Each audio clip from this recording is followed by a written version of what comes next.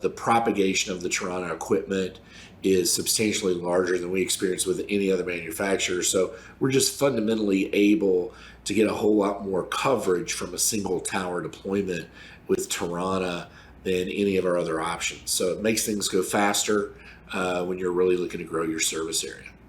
The key thing that Toronto brings Nextlink is really best in market performance in the fixed wireless space. So the fact that we can roll out a Toronto deployment, cover a much greater service area than we could with any other equipment, it gives us more effective pass locations.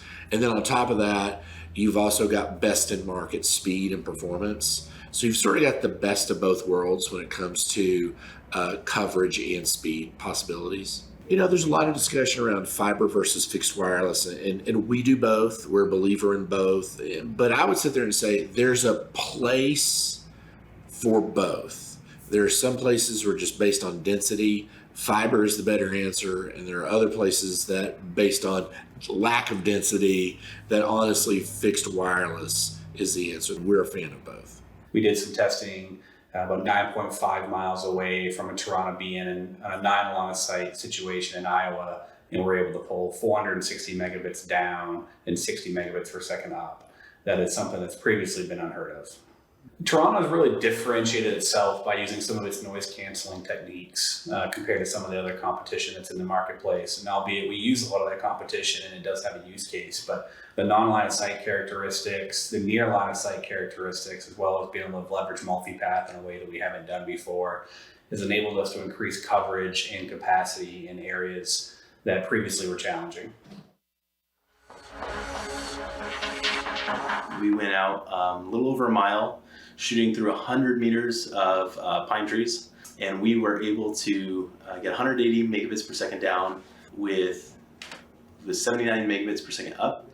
And we performed a quality test using Teams video conferencing, and it was completely flawless. We also looked at products that could provide the throughput per single residential node that Toronto is able to provide. And at 80 megahertz of spectrum, nothing else was able to provide that. So we tested even LTE product.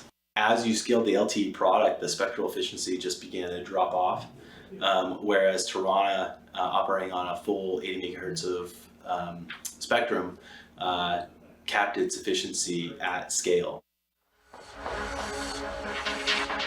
As soon as you leave town, we're in a very rural area. So providing services to a rural area, for example, with fiber, is expensive.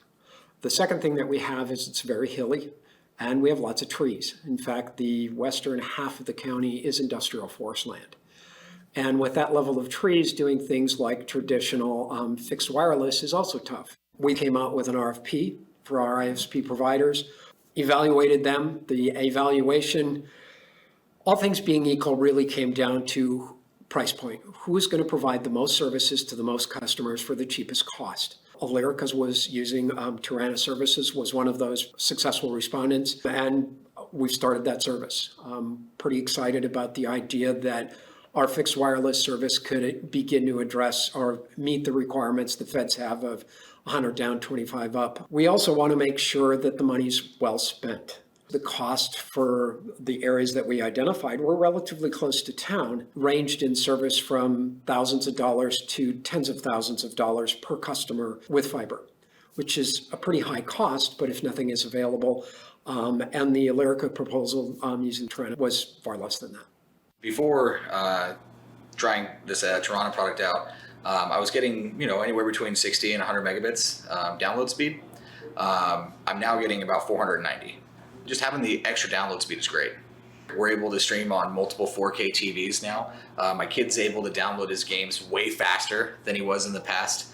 I've got a security system that used to have some issues, but with this extra download and upload, I'm not running into any issues with it. This new wireless technology looks like it's going to be great for our future. So compared to fiber, I can't really tell the difference.